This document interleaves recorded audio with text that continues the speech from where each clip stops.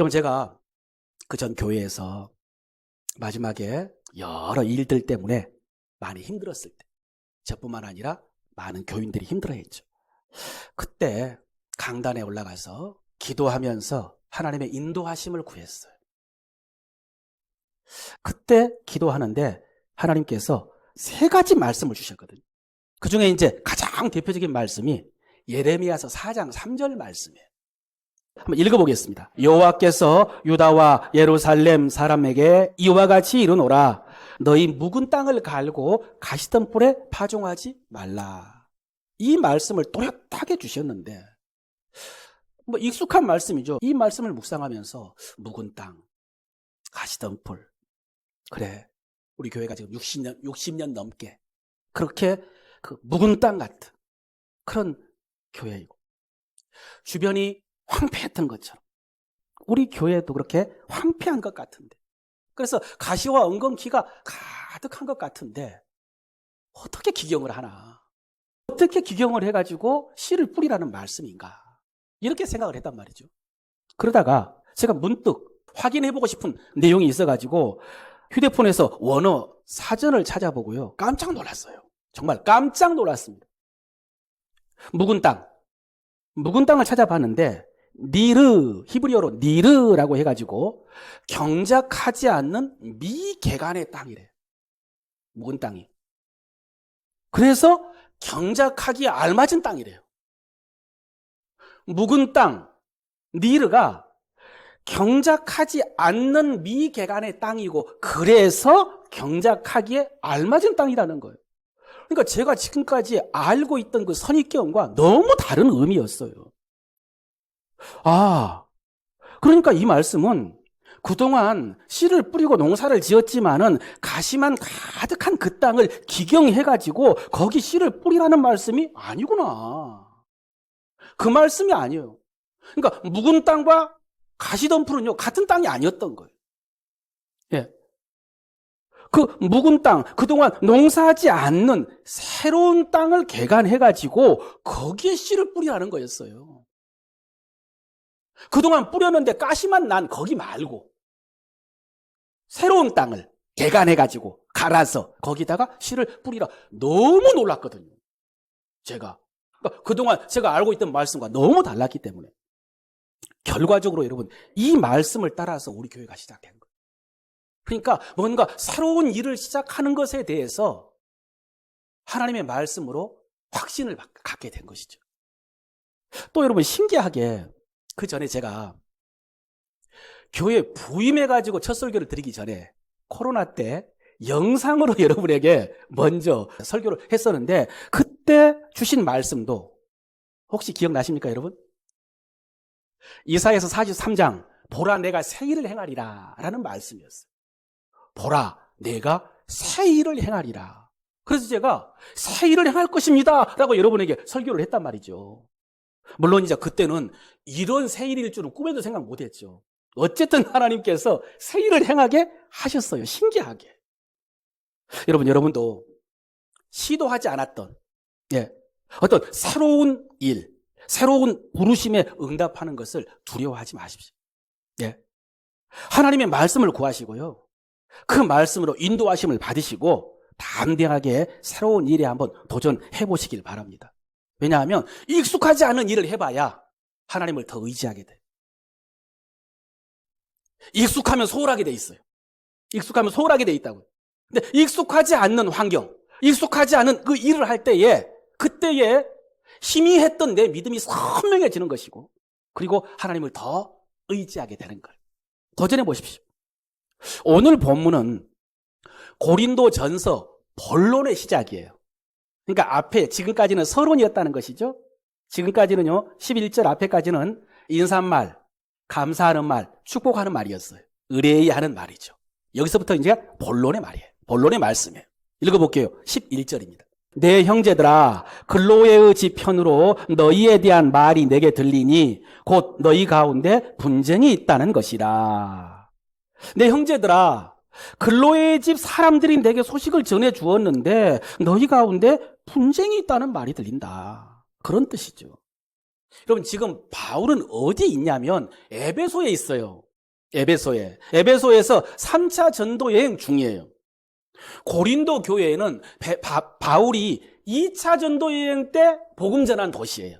그래서 고린도에서 1년 6개월 동안 복음을 전하고 말씀을 가르치고 그리고 떠나서 지금 한 4년, 5년 정도의 시간이 흘렀을 거예요.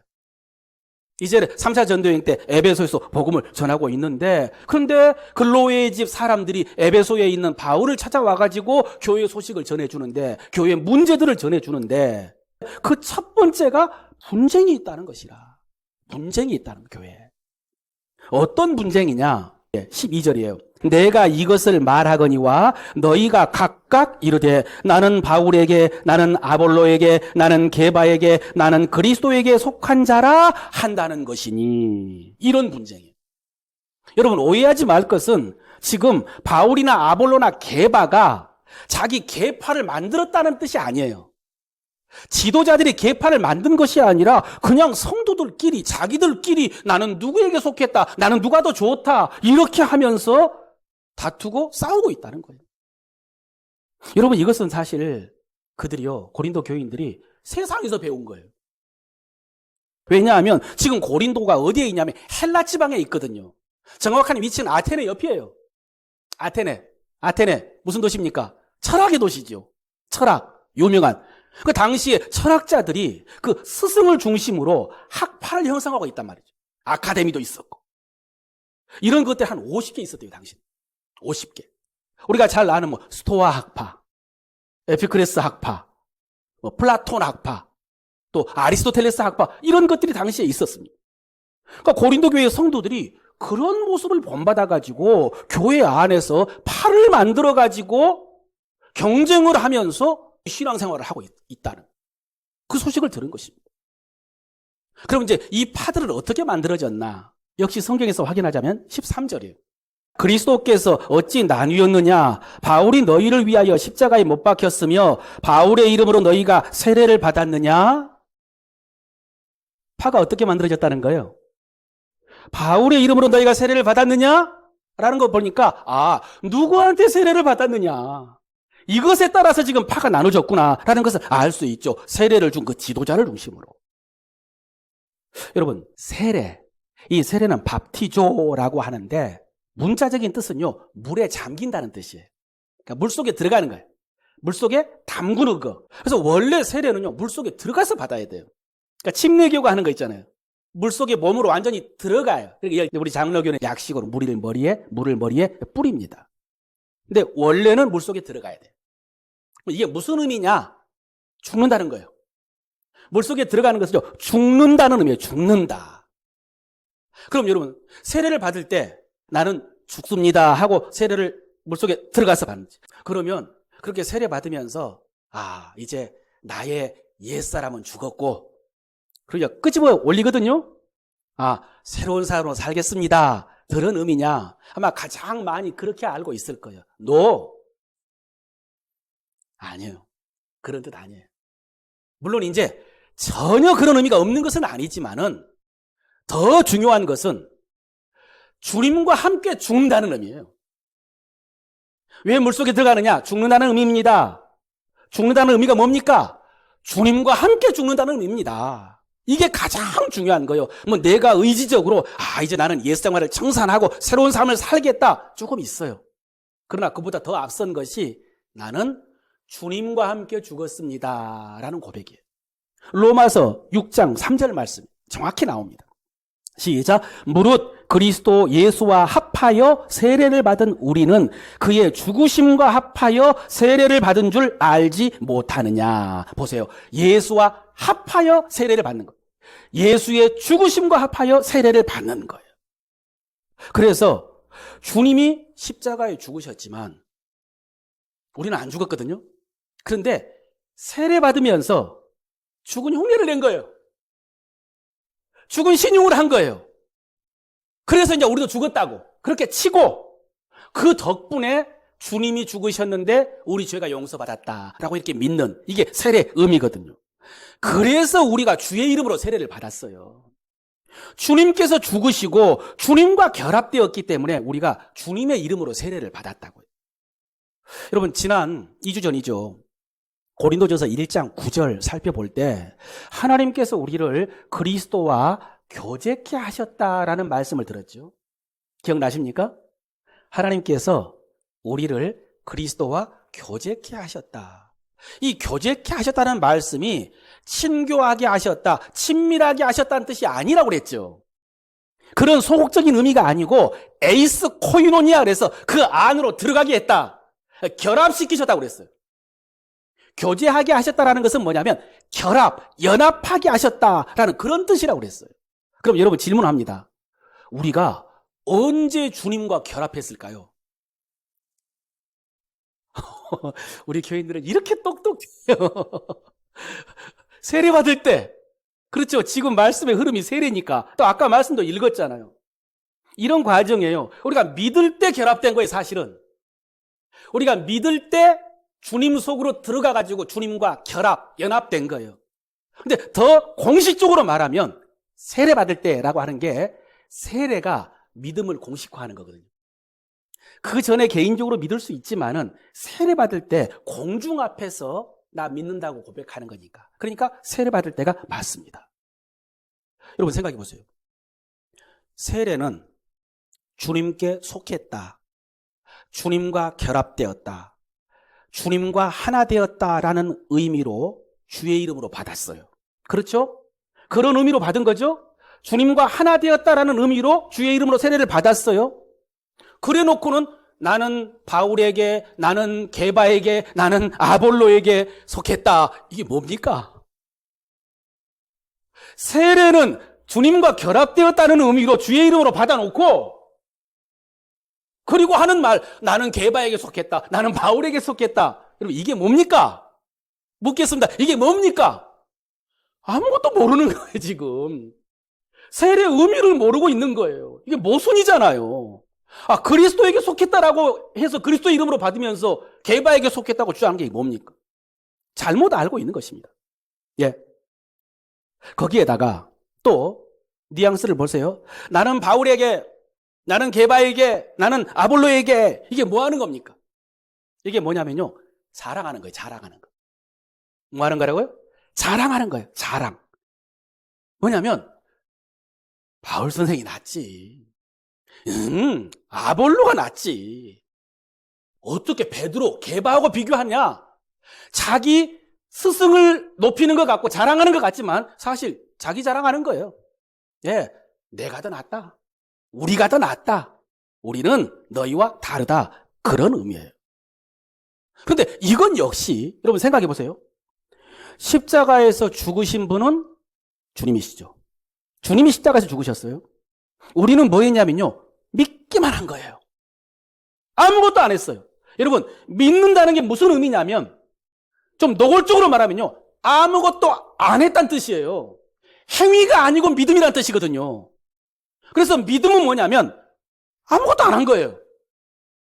십자가에서 죽으신 분은 주님이시고 우리는 우리를 구원하는데 아무것도 안 했어요. 근데 진짜 죽었습니까? 죽는 신용만 했잖아요. 죽는 흉내만 했잖아요. 물속에 잠깐 들어갔다 올라왔잖아요. 우리가 한 일은 그것뿐이라고요. 그저 믿는 거, 그저 물속에 잠깐 들어갔다 나온 거. 근데 뭘 자랑해요? 예? 지금 자랑할 게 뭐가 있습니까? 아무것도 없는데 자랑을 한다. 이게 뭐냐? 아까 말씀대로 무식하거나 뭘 모르거나 아니면은 사기치는 거예요. 이건 사기야, 사기. 또 아니면 주의 은혜를 도둑질하는 거예요. 주님께서 십자가에 달려 그 모든 고통과 저주를 받으시고 구원해 하셨는데 근데 그거 자기가 한 것처럼 그렇게 해가지고 자기를 자랑하는, 이건 은혜를 도둑질하는 거예요. 묵상해 보니까 그래요. 무식하거나 사기치거나 아니면 도둑질하는 거예요. 지금 고린도 교인들이 세례를 가지고 자랑을 하면서 팔을 나누어서 분쟁하고 싸웠다. 그런 거예요. 그러니까 이 사람들 하는 일을 생각해 보니까 기억나는 이야기가 있어요. 중국 진나라에 진부공이라는 이 왕이 어렸을 때 왕자 시절에 권력 투쟁 음모로 인해서 망명 생활을 했어요. 이웃나라에 가가지고. 그때 계자추라고 하는 신하가 있었는데 이 왕자를요 곁에서 정성을 다해서 모셨습니다. 유명한 일화가 있는데요. 먹을 것이 없었을 때 이 계자추가 자기 허벅지 살을 베가지고 국을 끓여서 먹였대요. 이 왕자에게. 그 정도로 충성을 다했습니다. 그리고 드디어 이제 이 진부공이 때가 돼서 귀국해가지고 왕위에 올랐어요. 그러자 진부공은 그동안 자기를 도왔던, 그리고 왕위에 오르는데 도움을 줬던 신하들 상 주기 위해서 농공행상이라고 그러잖아요. 그렇죠? 어떤 공을 세웠는가라는 것들을 조사하니까 막 사람들이 자기가 세운 공들을 막 이야기하고 다니는 거예요. 내가 이런 공을 세웠다고, 내가 이렇게 도왔다고. 그럴 때 정작 이 계자추는 늙은 어머니가 살고 계신 고향으로 내려가 버린 거예요. 아무 말 없이. 그 모습을 안타깝게 여긴 그 노모 어머니가 이유를 물었을 때 계자추가 이렇게 대답을 했답니다. 어머니, 진부공은 성품이 훌륭하고 지혜가 많아서 형제들 중에 가장 뛰어난 왕의 제목이었습니다. 하늘이 우리 진나라를 위해서 내려주신 인물입니다. 하늘이. 그래서 제가 충성하고 제가 도왔지만 사실은 하늘의 뜻으로 왕이 된 것입니다. 그런데 제가 도와서 왕이 된 것처럼 하는 것은 하늘의 공을 도적질하는 것과 같습니다. 이렇게 말했다는 거예요. 여기서 나온 사자성어가 탐천지공이라는 말이에요. 탐천지공. 하늘의 공을 탐했다, 도둑질했다, 그런 뜻이에요. 여러분, 지금 고린도 교인들이요, 아까 아무것도 아니다니까요. 그냥 믿었고 그냥 세례받은 거예요. 그 믿음의 표시로. 오직 십자가의 은혜로, 오직 믿음으로 구원받았으면서 세례받은 것을 가지고 자기들은 낫다, 우리가 더 낫다라고 이렇게 주장하는 사람들에게 딱 어울리는 사자성어가 탐천지공. 하늘의 공을 도둑질하는 거예요. 주의 은혜를 도둑질하는 것이죠. 이해하셨어요? 그래서 바울이 세례받은 것으로 자랑하면서 분쟁하는 그 고린도 교인들에게 십자가에 대해서 길게 설명합니다. 본론을 시작하면서 문제는 분쟁인데 바울의 대답은 십자가예요. 지금부터 십자가를 쭉 길게 풀읍니다. 다음에도 한 번 더 십자가에 대해서 말씀을 드려야 돼요. 그 설명한 다음에 마지막에 이렇게 말해요. 읽어볼게요. 29절이에요. 이는 아무 육체도 하나님 앞에서 자랑하지 못하게 하려 하심이라. 이게 하나님의 뜻이에요. 십자가를 쫙 설명한 다음에 이렇게 하나님께서 십자가로 구원하시고 우리는 이렇게 십자가의 은혜로 구원받았어요. 하나님께서 왜 이렇게 하셨느냐? 하나님 앞에서 아무도 자랑하지 못하게 하려고. 이게 하나님의 뜻이에요. 이보다 더 우리가 잘 알고 있는 말씀이 있죠. 너희가 그 은혜를 인하여 믿음으로 말미암아 구원을 얻었으니 이것이 너희에게서 난 것이 아니요 하나님의 선물이라. 행위에서 난 것이 아니니 이는 뭐예요? 자랑치 못하게 함이라. 자랑치 못하게 함이라. 이렇게 여러분 하나님께서요 뭐 하지 못하게 하셨어요? 자랑하지 못하게 하셨어요. 자랑하는 것이 우리 믿음의 치명적이기 때문에. 그래서 하나님께서 자랑하지 못하게 하신 거예요. 오늘 고린도 교회에 세례 때문에 분쟁이 있다라는 말을 듣고 바울이 가장 처음으로 말한 게 뭐냐면 10절입니다. 형제들아, 내가 우리 주 예수 그리스도의 이름으로 너희를 권하노니 모두가 같은 말을 하고 너희 가운데 분쟁이 없이 같은 마음과 같은 뜻으로 온전히 합하라. 이게 처음에 하신 말씀이라니까요. 먼저 뭐 하라고 했냐면요, 같은 말을 하라 그랬어요. 이건 똑같은 말을 하라 그런 뜻이 아니라 같은 신앙 고백을 말하라는 거예요. 여러분, 뭐 길게 설명하지 않겠습니다. 교회 와가지고요 성도들과 함께 이런 말 저런 말 하지 말고요 진리를 말하는 거예요. 진리를. 예. 성도들에게 다른 거 이야기해 주지 말고 진리를 말해주라는 거예요. 진리를. 그러니까 지금까지 살펴본 것처럼요 십자가의 진리를 말해줘야, 그래야 그 십자가의 진리를 떠나지 않고 십자가 진리 가운데 행할 것이라는 것이죠. 그런 의미로 같은 말을 하라는 거예요. 그러니까 그 전에 에베소서에도 바울이요 성도들이기 때문에 참된 것을 말하라고 그랬어요. 이 참된 것이 뭐냐? 신앙 고백이에요. 신앙 고백. 신앙 고백을 말하라. 그리고 나서 같은 마음, 같은 뜻으로 온전히 합하라 그랬네요. 근데 여기서 온전히 합하라라는 단어가 카타르티조라고 하는데 온전히 합하라는 게 없어요. 사실은 온전하라는 말씀이에요. 카타르티조가 온전하라 그런 뜻이에요. 여러분 온전하라라고 하면은 상식처럼 여러분이 기억했으면 하는 말씀이 있어요. 바울 서신에서 온전케 하는 것이 두 가지가 있습니다. 첫 번째가 뭐냐? 제가 말씀드리면 할 거예요. 디모데후서 3장 16절 모든 성경은 하나님의 감동으로 된 것으로 교훈과 책망과 바르게 함과 의로 교육하게 유익하니 이는 하나님의 사람으로 온전하게 하며 모든 선한 일을 행하기에 온전케 하려 함이라. 성경이 하나님의 사람을 온전하게 해요. 상식처럼 기억하세요. 성경이 하나님의 사람을 온전하게 한다. 두 번째는 하나님께서 교회에 목회자를 세운 목적이 성도를 온전하게 하기 위함이에요. 직접 읽어보겠습니다. 에베소서 4장 11, 12절. 그가 어떤 사람은 사도로, 어떤 사람은 선지자로, 어떤 사람은 복음 전하는 자로, 어떤 사람은 목사와 교사로 삼으셨으니 이는 성도를 온전하게 하여 봉사의 일을 하게 하며 그리스도의 몸을 세우려 하심이라. 이걸 제가 상식처럼 여러분이 기억하기를 바라는 거예요. 우리가 온전해지라고 했는데 어떻게 온전해질 수가 있느냐? 첫째, 하나님의 말씀으로. 두 번째, 목회자의 목회 지도를 통해서. 그럼 이 둘을 함께 합치면 뭐냐면요. 목회자가 하나님의 말씀을 성도들에게 가르침으로, 바르게 가르침으로 성도들의 믿음이 온전해지는 것. 이 두 가지. 예.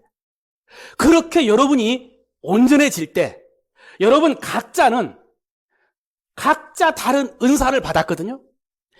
그런데 그 각자 받은 은사를 받은 성도들이 성숙해가지고 그 사명을 잘 감당하는 걸 이해하셨어요? 여러분은 성령으로부터 각자 다른 은사를 받았는데 그냥은 안 돼요. 그냥 하면 문제가 생겨요. 근데 목회자가 하나님의 말씀으로 성도들을 잘 양육해가지고 온전해지잖아요. 그러면요, 온전하게 봉사할 수 있는 거예요. 그리스도의 몸을 제대로 세울 수가 있는 것, 신앙생활 제대로 할 수 있는 것이고 교회생활 제대로 할 수 있는 것. 그래서 바울이 지금 그렇게 온전해지라고 하는 거예요. 그런데 여러분, 결과적으로 지금 고린도 교회는 엉망이 돼버렸어요. 엉망. 지금 1장에 분쟁 나왔죠. 분쟁이 다가 아니에요. 저 뒤에 가면요, 각 장마다 문제가 나와요. 고린도전서는요, 각 장마다 문제가 나와요. 뒤에 가면 예배도 엉망, 성창도 엉망, 식사도 엉망, 가정도 엉망, 윤리도 엉망, 완전히 엉망진창돼 버렸어요. 고린도 교회가. 왜 그렇게 됐을까? 다시 묻겠습니다, 여러분. 왜 그렇게 됐을까요? 그렇죠. 온전케 되지 못했어요. 그럼 왜 온전케 되지 못했어요? 그렇죠. 그 위에 목회자가 하나님의 말씀으로 성도를 온전케 해야 되는데 그게 안 됐다는 거잖아요. 목회자 책임이죠. 근데 목회자만 책임이 있나? 목회자는 그렇게 하려고 하는데 성도가 그걸 안 받아들이면 또 엉망되는 거죠. 여러분 그렇습니다. 거두절미하고요, 목회자들을 통해서 말씀으로 온전케 되어지 못했기 때문에 그렇게 교회가, 가정이, 윤리가 다 엉망되어버린 거예요. 사실은 오늘 본문을 이 방향으로 이렇게 설교하는 경우는 거의 없거든요. 그런데 이번 주간에 우리 설립주일 기억하면서 기도하는데 하나님께서요, 절대 이 말씀에서 떠나지 못하게 하셨어요. 여러분 들어보세요. 바울이 1년 6개월 동안 고린도에서 복음 전했단 말이에요. 예. 그리고 떠났어요. 하나님의 인도하심을 받아서. 그래서 예루살렘으로 안디옥 교회로 처음에 파송한 안디옥 교회로 떠났단 말이에요. 2차 전도행 마쳤어요. 그때에 고린도 교회에 누가 왔냐면 아볼로가 왔어요. 바울 후임으로 아볼로가 부임을 한 거예요. 쉽게 말해서. 그럼 사도행전에 보면 아볼로에 대해서 설명을 했는데 언변이 좋고 성경이 능통한 자예요. 말을 정말 잘해요. 알렉산드리아 출신이거든요. 막 웅변을 너무 잘하는 거예요. 감동적으로. 성경에 박식한. 그러니까 바울이 있는데 그 바울을 소개하고 있는 사도행전에서 성경이 박식하다고 하니까 이게 보통 박식한 게 아닌 것 같아요. 아볼로가. 그런데 문제가 있어요. 복음을 아직 제대로 모르는 거예요. 주의 복음을 아직 온전히 못하는 거예요. 그러니까 브리스길라 아굴라 부부가 그런 아볼로를 발견하고요, 데려다가 주의 복음을 자세히 가르쳤어요. 그래서 이제 제대로 된 거예요. 그리고 나서 브리스길라 아굴라가 이 아볼로를 고린도 교회로 보낸 거예요. 브리스길라 아굴라도 고린도 교회에서 있었거든요, 바울과 함께. 그래서 아볼로를 보냈어요. 아볼로가 고린도에 가가지고요, 성경에 보면요, 많은 유익을 주었대요. 직접 읽어보겠습니다. 사도행전 18장 28절에 시작. 이는 성경으로서 예수는 그리스도라고 증거하여 공중 앞에서 힘있게 유대인의 말을 이기미로다. 아까 아볼로가 언변이 뛰어나고 성경에 박식하다고 그러잖아요. 고린도에 가가지고 성경을 가지고 예수는 그리스도라고 증언하면서 공중 앞에서 유대인들의 반박을 다 이긴 거예요. 이런 유익을 줬어요. 얼마나 좋았겠어요. 그러니까 아볼로 목사님이 부임해가지고 가서 공중들 앞에서 유대교인들을 다 물리쳤다, 뭐 그런 이야기잖아요. 그랬었는데, 그로부터 지금 4, 5년 지났다니까요. 4, 5년 지났는데 어떻게 되느냐? 아볼로는 어떻게 되느냐? 고린도전서 16장 저 끝에 가면은 아볼로 소식이 잠깐 나옵니다. 읽어보겠습니다, 직접. 잘 읽으세요. 형제 아볼로에 대하여는 그에게 형제들과 함께 너희에게 가라고 내가 많이 권하였으되 지금은 갈 뜻이 전혀 없으나 기회가 있으면 가리라. 상황 파악하셨어요? 아볼로가 어떻게 됐다고요? 바울한테 와버린 거예요. 에베소에 있는 바울에게 와버렸어요. 그러니까 바울이 아볼로에게 고린도로 돌아가라고 많이 권했대요. 돌아가라고. 근데 아볼로는요, 갈 뜻이 전혀 없으니, 전혀 없다. 그러니까 바울이 하는 말이에요. 내가 앞으로 계속 권해가지고 돌려보내도록 하겠다. 그런 의미죠. 여러분, 무슨 일이 있었을까요? 안 좋은 일이 있었지. 다 아는 이야기잖아요. 무슨 일이 있었을까? 사실 무슨 일이 있었는지는 몰라요. 깜짝 놀랐어요. 아까 아볼로 처음에 가가지고 굉장히 유익하게 했다고 그랬는데, 근데 4, 5년 지났는데 아볼로가 돌아와 버린 거예요. 그리고 절대 안 간대요. 무슨 일이 있었어요? 지긋지긋한 일이 있었던 거예요, 거기서. 지긋지긋한 일이. 여러분, 아까 그 분쟁 가운데 아볼로에게 속했다 이런 사람도 있었거든요. 그러니까 그런 사람도 있는데, 그런데 그 외에 다른 사람들이 어지간히 했던 모양이에요. 예. 그러니까 지금은 갈 뜻이 전혀 없다. 여러분, 이것이 현실이에요. 견디지 못하고 떠나와 버렸어요. 여러분, 고린도 전후서를 읽어보면은 조금 전에 그 파당의 문제, 사실 이건 양반입니다. 이건 양반이고요. 뒤에 가면은 거짓 교사들이 들어와가지고 성도들을 교묘하게 충동을 했어요. 그래서 바울 몰아내고 아볼로 몰아내고 그러면서 자기들 이익을 취하려고 세력을 규합했어요. 거짓 교사들이. 또 한 가지가 바울이 요 앞에서 아까 칭찬했다는 말이 있어요. 칭찬. 무엇을 칭찬했냐면은 고린도 교회에 신령한 은사가 풍성한 것을 칭찬했어요. 바울은 그것을 감사했어요. 감사할 일이죠. 그런데 그게 나중에 보면요, 독이 돼요.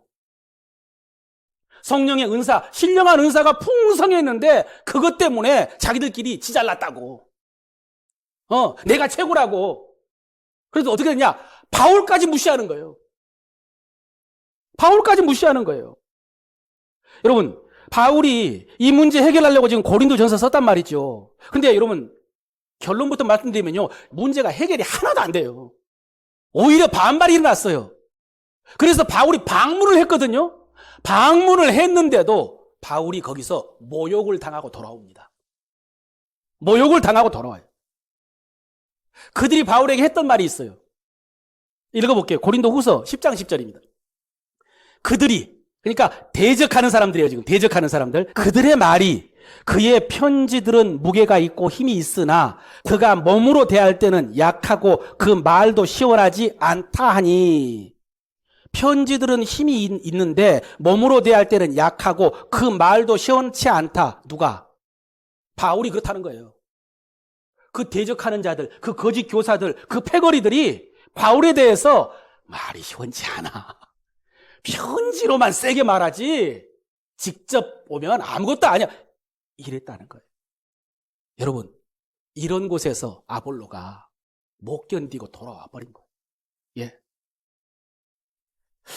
사실 이제 조금 전에 저는 뒤에 결론까지 말씀을 드려봤어요. 이 이후에. 근데 바울은 이 문제를 듣고 나서 지금 해결하기 위해서 고린도 전서를 쓰고 있고, 그러면서 첫 번째로 말하는 거. 첫 번째가 아까 10절이죠. 목회자를 통해서 말씀 잘 배워야 됩니다.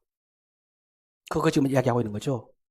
같은 신앙 고백을 해서 하나됨을 회복하고 그러면서 서로를 세워야 됩니다.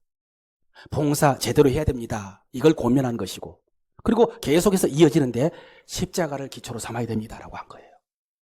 지금 바울이 그 해결책으로 말하는 거예요. 십자가를 기초로 삼아야 됩니다. 여러분, 오늘 설교 제목이죠.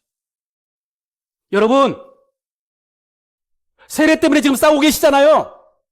잘못하고 있는 거예요. 여러분, 십자가를 기초로 삼아야 돼요. 십자가. 여러분, 십자가는요, 우리 구원의 기초죠.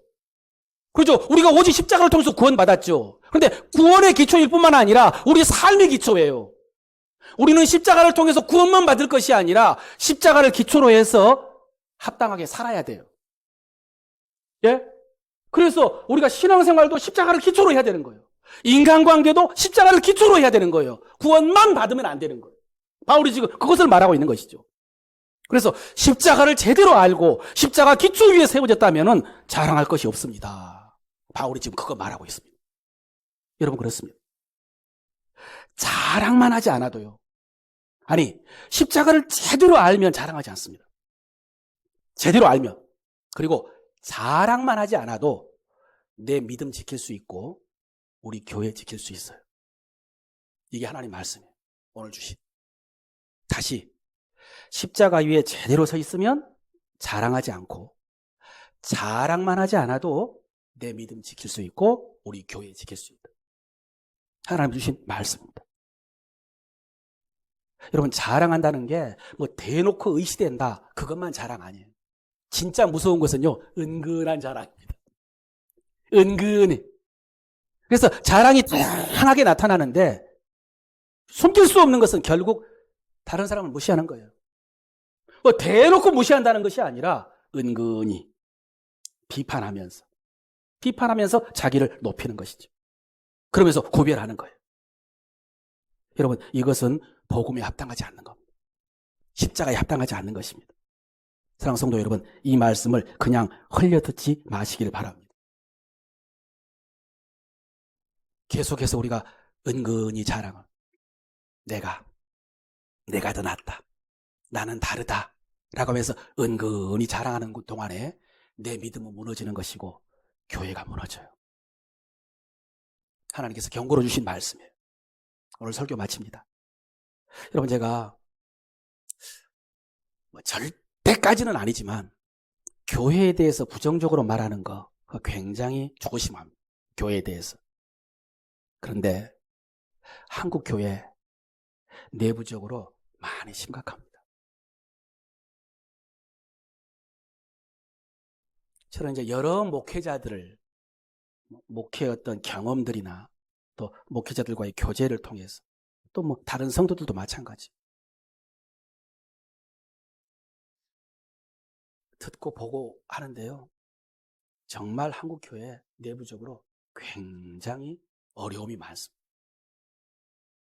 그래서 목회자 입장에서 주변에 목회자들이 많은데 저 목사님 정말 제대로 목회하고 있나? 아니, 비판하는 게 아니에요. 지금 딱하게 여기는 거예요. 딱하게 여기는 거. 딱하게 여기면서 제대로 목회하고 있을까? 그리고 성도들은 그런 교회에서 제대로 신앙생활하고 있을까라고 하는데 정말 안타까워. 단식이 나와. 그런데 이게 그냥 가볍게 느낄 문제가 아니고, 여러분, 성경에서요, 주님께서 이런 말씀을 하셨어요. 인자가 올 때에 세상에서 믿음을 보겠느냐라고 하셨어요.